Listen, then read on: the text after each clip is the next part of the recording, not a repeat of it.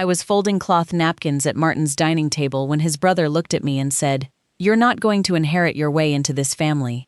The room went quiet in a very ordinary way. There was no music, no big scene.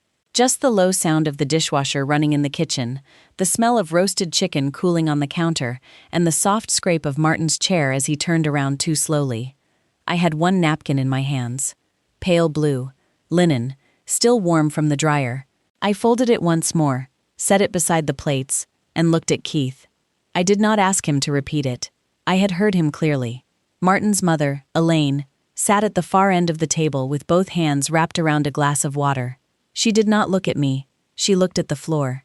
That told me more than Keith's sentence did. 3 days later, a woman from a title company in Spokane would call my office and ask why my name appeared on a deed transfer I had never seen. But that Sunday evening, standing in a clean dining room with warm napkins and cold faces, I only understood one thing. Someone had put my name into a story before I ever entered the room. My name is Nora Ellis. I was 46 when this happened. I lived in Tacoma, Washington, in a small townhouse near a row of cedar trees that leaned over the back fence. I worked as an internal audit manager for a hospital network. That sounds dry, and most days it was. I reviewed purchasing records, vendor contracts, access logs, travel reimbursements, inventory reports, and the kind of small inconsistencies people hope nobody will notice. I was not rich. I was not powerful in a loud way, but I understood systems. I understood how people hide things inside routine paperwork. I met Martin Hale at a community garden volunteer day on a windy Saturday in March. He was 51, a building inspector for the city, divorced for 6 years, with a careful smile and the quiet posture of a man who measured his words before spending them. He helped me carry 2 bags of soil to my car. Then he noticed my back tire was low and pointed it out without making me feel foolish. That was the beginning. Small, normal, unforced. We dated slowly. Coffee first, then dinner, then Sunday walks along the waterfront when the weather allowed it. He had a calmness I trusted at first. He opened doors without making a show of it. He listened more than he spoke. He remembered that I did not like cilantro, and that I always checked the stove twice before leaving home. His mother, Elaine, lived alone in a 1-story house in Puyallup. She was 74, retired from a school office, and still sharp enough to remember every family birthday without looking at a calendar. She had arthritis in her hands, so Martin helped with gutters, light bulbs, and heavy grocery bags. His younger brother, Keith, handled what he called the complicated stuff. Bills, insurance, property tax, bank visits. At least that was how Martin explained it. The first time I met Elaine, she served lemon cake on small floral plates and apologized because the frosting had set unevenly. I liked her right away. She moved carefully, but not weakly. She asked direct questions, then waited for real answers. When I told her I worked in audit, she smiled and said, "So you read the fine print people pretend not to see." I said, "Something like that." Keith arrived halfway through dessert. He came in without knocking, carrying a file folder and his phone in one hand. He kissed his mother on the top of her head, nodded at Martin, and looked at me the way a person looks at a locked door. Not interested, just assessing. "So this is Nora," he said. I said hello. He asked where I lived. He asked whether I owned or rented. He asked whether I had children. All in a friendly tone, but too close together. Martin tried to redirect him. Elaine looked down at her cake. I noticed both things. That is what I do. I notice what people stop saying. For a few months, life stayed gentle enough. Martin and I cooked simple dinners. I helped Elaine set up large print labels for her spice jars. Sometimes, she asked me to read a letter from Medicare or explain why a pharmacy form had 2 different dates on it. I always gave the same kind of answer. I can help you understand what it says. I can't make the decision for you. She liked that. One afternoon in August, Elaine asked me to look at a bank notice while Martin fixed a loose railing on her porch. The house smelled like dust, coffee, and lavender hand lotion. A fan turned slowly in the corner, clicking once every rotation. The letter said a new online profile had been created for one of her savings accounts. I asked her if she had done that. She said, "Keith said it was easier. Did you choose the password?" "No." I folded the letter and placed it back on the table. I did not accuse anyone. I did not raise my voice. I only said, "Elaine, I would ask the bank to make sure your phone number and mailing address are still correct. She looked at me for a long moment. Then she said, I thought so. That was all. I should explain something about Keith. He was 48, owned a small flooring business, and had the restless confidence of someone who believed motion was the same as control. He was always walking into rooms mid-call, always saying he had 5 things to handle, always leaving papers behind, like evidence of responsibility. Martin trusted him because he had always been the difficult one, and families often confuse difficulty with competence. Elaine trusted him because he was her son. I stayed out of it as much as I could. Then came that Sunday dinner. Elaine had invited us both because she wanted to talk about selling her old lake cabin near Coeur d'Alene. It had belonged to her late husband's family. Martin loved it. Keith said it was a money pit. Elaine said she was tired of worrying about winter damage and property taxes. I brought rolls from a bakery near my house. Martin roasted chicken. Elaine made green beans with almonds. Keith arrived late, as usual, with his folder. He did not sit down. He placed a stack of papers on the table and looked at me. You've been very helpful lately, he said. I folded a napkin and said, I try to be polite. No, he said. You try to be positioned. Martin frowned. Keith. Keith opened the folder and pulled out a page. This is a beneficiary change form. I recognized the format from across the table. Not the account details, just the kind of form. Plain, bank-issued, boring by design. Keith tapped the paper. Mom says Nora explained it to her. Elaine's face tightened. I asked Nora what the words meant, she said. Keith ignored that. Then he said the sentence about inheriting my way into the family. I could have defended myself. I could have said that I did not need Elaine's money, that I owned my home, that my retirement account was fine, that my life had been stable long before I met Martin. But none of that would have helped. Defensiveness would have made me part of Keith's performance. So I set the napkin down. Elaine, I said, do you want me to leave? She lifted her eyes then. No, she said. Keith's mouth tightened. Martin looked between us. He seemed embarrassed, and I remember that embarrassment bothered me more than his silence. Not because he was cruel. He was not. But because silence, in a family like that, often works for the person already holding the papers. Dinner did not really happen after that. We moved food around plates. Keith talked about protecting Elaine. Martin said little. Elaine ate 3 bites of chicken and kept her napkin in her lap. When I left, Elaine followed me to the door. Her porch light buzzed softly above us. The air smelled like rain on warm pavement. She put one hand on my sleeve and said, I didn't sign what he thinks I signed. I looked at her hand first. Her fingers were bent from arthritis, but her grip was steady. What do you mean? She glanced back toward the dining room. Keith brought papers last week. He said they were for getting estimates on the cabin. I waited. She said, there were too many pages. That was the first clean fact. I did not press her. I only said, keep any copies you have. Do not sign anything else until someone independent reads it with you. She nodded once. When I got home, I made tea I did not drink. I sat at my kitchen table with the porch light on and wrote down what I remembered. Not feelings, facts, date, time, who was present, exact words, as close as I could recall them. The beneficiary form. Elaine's statement at the door. Keith's folder. People think writing things down is small. It is not. A clean note made at the right time can hold a room still later. The call came Wednesday at 10:18 in the morning. I was at work reviewing vendor access exceptions when my office phone rang. The caller introduced herself as Dana from Whitcomb Title in Spokane. She said, I'm trying to verify whether you are Nora Ellis, listed as a witness contact on a pending transfer for a property owned by Elaine Hale. I moved my hand away from my keyboard. My office was quiet, except for the air vent above the window. I said, what property? She gave me the parcel number first. That told me she was careful. Then she said it was a lake cabin outside Coeur d'Alene. I asked her to repeat the part about my name. She said, you are listed as an independent witness contact and family advisor. I closed my eyes for 1 second. Not because I was surprised, because the shape of it had arrived. I asked Dana if the transfer had been recorded. No, she said, it has not. We flagged it because the witness contact information was incomplete, and Mrs. Hale's signature did not match the prior documents in the file. That was the second clean fact. I asked whether she could send the inquiry to Elaine's mailing address only, not through any third party. Dana paused. Then she said, "That is already what I was planning to do." After I hung up, I did 3 things. Step 1.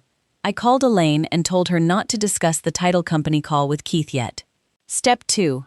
I asked Martin to meet me and his mother at a neutral place that evening. Step 3. I called an elder law attorney named Patricia Voss, who had helped my hospital network with a guardianship policy years earlier. I did not ask for a favor. I asked for a referral and paid for a consultation. By 6 o'clock that evening, the 3 of us sat in the back corner of a quiet public library meeting room. Elaine had brought her canvas purse, her reading glasses, and a white envelope with 4 folded documents inside. Martin looked tired. I did not comfort him. Not yet. There are moments when comfort becomes a way of avoiding clarity. Elaine spread the papers on the table. One was an authorization for property valuation. One was a limited power of attorney.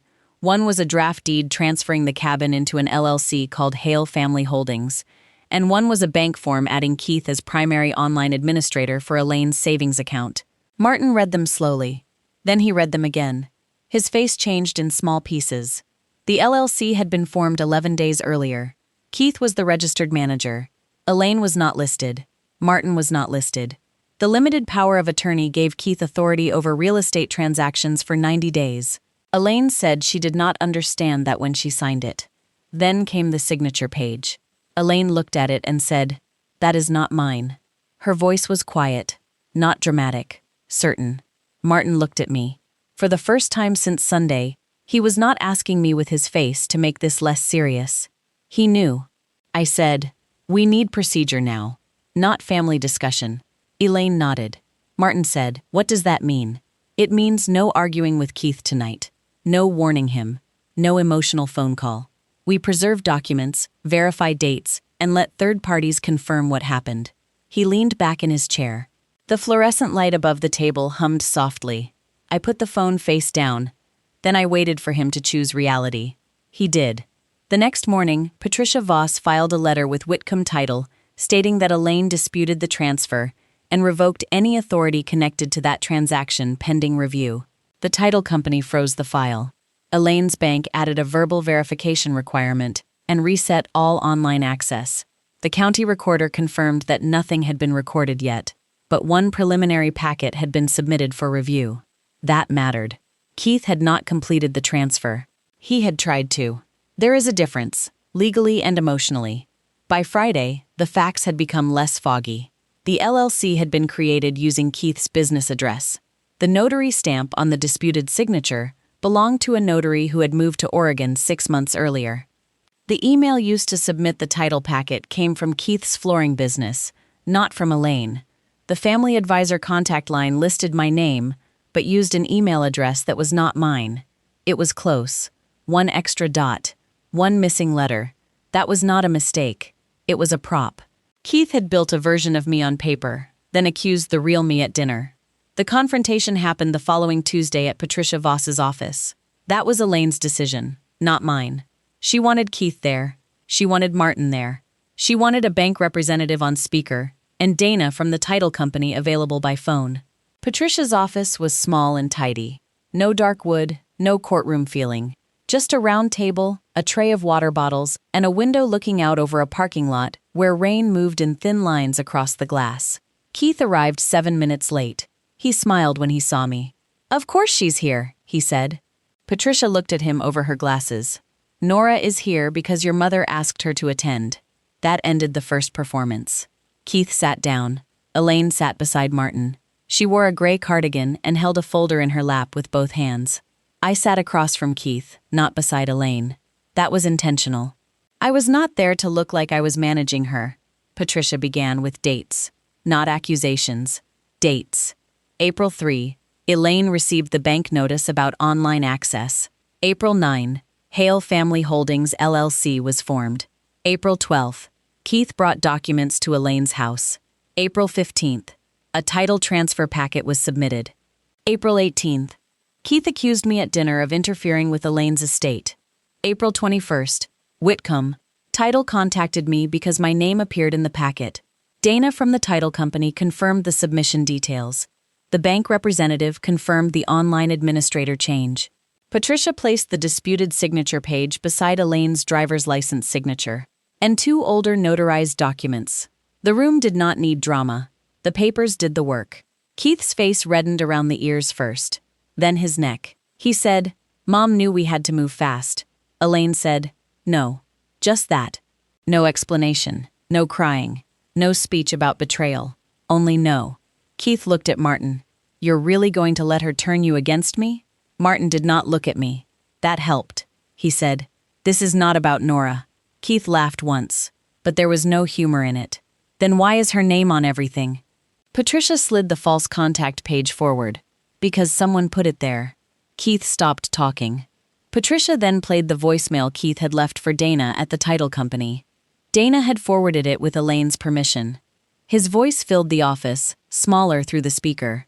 "My mother is old school. Nora Ellis is helping her understand the family plan. If there are questions, loop Nora in, but send final documents through me." I watched Keith listen to himself. That is a particular kind of silence. A person hearing their own words become evidence. Elaine closed her eyes for a moment. Martin looked down at his hands. I did not move. When the recording ended, Patricia said, "Elaine has revoked the limited power of attorney. The title transfer will not proceed. The bank has removed your administrative access. Any further attempt to submit documents on her behalf without written authorization through this office will be treated as intentional misconduct." Keith stood up. His chair pushed back too hard and bumped the wall. "You're making a huge mistake," he said to Elaine. She looked at him with a sadness that seemed old, not new. "No," she said. "I made it before.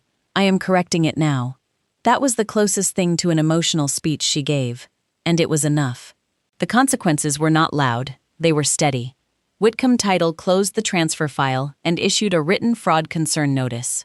The bank opened an internal investigation and permanently removed Keith's online profile from Elaine's accounts. Patricia referred the notary issue to the state licensing office. Keith's flooring business lost a municipal contract 2 months later after the city reviewed his disclosure filings and found he had failed to report a related party LLC. Elaine did not press criminal charges at first. That was her choice. But she did sign a new estate plan. This time, she did it with Patricia. In person, with Martin and Keith both absent from the room, she placed the cabin into a trust with clear instructions. If it was sold, proceeds would be divided according to her written plan. If it was kept, maintenance costs had to be shared by anyone using it. No private side arrangements. No rushed signatures. No family member controlling the documents alone. Keith was allowed to visit Elaine, but not to handle her money, mail, or property records. For 6 months, he did not visit at all. Then he came once, brought groceries, and sat on the porch with her for 20 minutes. Elaine told me later he apologized for letting things get messy. She accepted the words. She did not return the access.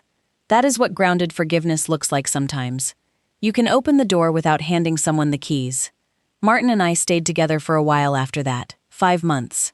He tried. I want to be fair about that. He apologized for not speaking clearly at the dinner table. He went with Elaine to appointments. He stopped making excuses for Keith. But something between us had been shown to me, and I could not unsee it. The issue was not that his brother had accused me. People say things when they are cornered. The issue was that Martin had needed documents, timelines, a title company, a bank representative, and a recording before he could say what Elaine had known in her own kitchen. That the story was wrong, that I was not the threat. We ended quietly in October. We sat on a bench near the waterfront with paper cups of coffee cooling between us. The sky was gray, and a fairy horn sounded far away. He said he wished he had been braver sooner. I said, I do too. There was no cruelty in it, just truth. When I got home that evening, I changed the porch light bulb, washed 2 mugs, and cleared a stack of old mail from the counter. Then I made tea and opened my own files. Home insurance, retirement account, medical directive, emergency contact list. Not because I was afraid, because order is a kind of peace. Elaine called me near Thanksgiving. She said she had sold the cabin to a young couple from Spokane who wanted a quiet place for their children. The sale had gone through cleanly. Patricia reviewed every page. The money went into a protected account. Elaine sounded lighter. like someone had opened a window in a room that had been closed too long. She said, "I still feel foolish." I told her, "You corrected it." She was quiet for a moment. Then she said, "That counts?" "Yes," I said, "that counts." A few weeks later, a woman from my building knocked on my door holding a yellow envelope and asked if I knew anything about strange beneficiary forms. Her name was Mrs. Calder. She lived 2 doors down and always watered her plants at 7 in the morning. I invited her in. I made tea. I gave her a notepad. And before she opened the envelope, I said the same thing I had learned to say gently. "Let's start with dates. If you stayed with me until the end, thank you." I hope this story gave you a little calm, and maybe a reminder to trust facts before noise. Please like this video and subscribe if you enjoy quiet stories about truth, family, and starting over with dignity. And I would love to know where you are watching from, so comment your city and what time it is there right now. 2 popular stories will appear next on the screen, and you can choose whichever one feels right for you.